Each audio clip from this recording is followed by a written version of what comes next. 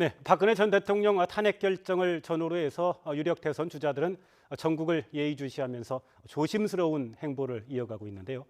그런데 이제 본격 경선 레이스가 시작된 만큼 후보들은 기자회견 등을 통해서 앞으로의 구상과 공약 등을 적극적으로 발표하고 있습니다.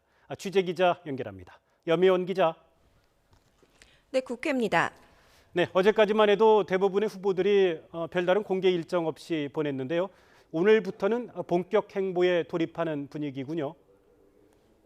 네, 그렇습니다. 본격적인 활동을 시작한 대선 주자들은 통합을 일성으로 내놓고 있습니다. 먼저 더불어민주당 문재인 전 대표는 오늘 오전에 기자회견을 열고 아직까지는 절반의 성공이라면서 통합을 강조했습니다. 다만 통합에는 원칙이 있어야 한다면서 적폐를 청산하고 민주주의 틀 안에서 소수 의견을 포용해 가겠다고 밝혔습니다. 타도와 배척, 갈등과 편가르기는 이제 끝내야 합니다. 그러나 진정한 통합은 적폐를 덮고 가는 봉합이 아닙니다. 바른정당 유승민 의원은 서울 여의도 순복음교회를 찾아서 기독교계가 사회 통합을 위해 나서줄 것을 요청했습니다.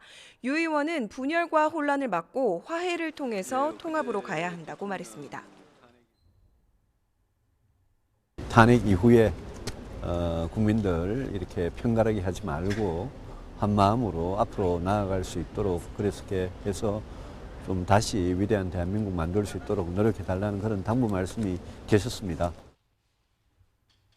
같은 당 남경필 경기지사는 정운찬 전 국무총리와 공동 기자회견을 열고 대선 주자와 보수 진보 진영이 모두 참여하는 대연정 토론회를 제안했습니다. 이재명 성남시장은 정책 행보에 나섰습니다. 이 시장은 생계형 부채로 고통받는 490만 명의 빚 24조 원을 탕감하겠다는 내용의 가계부채 해결 공약을 발표합니다.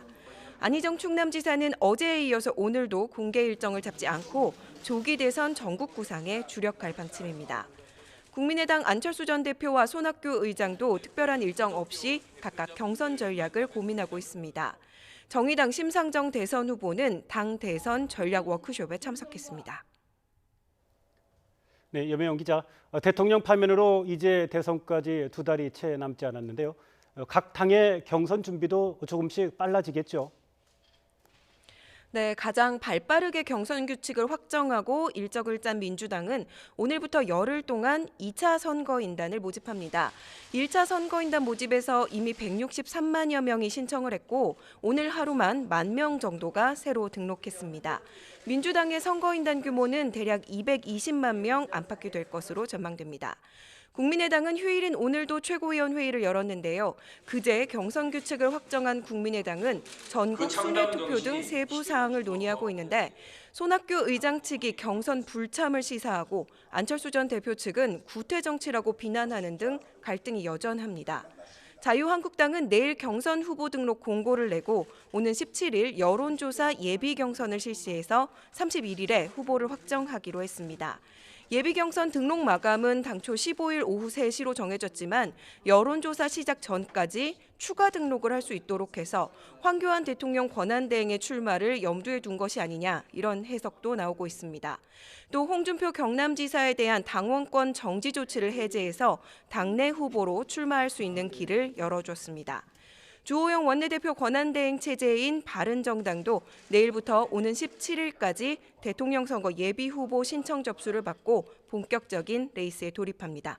지금까지 국회에서 YTN 염혜원입니다.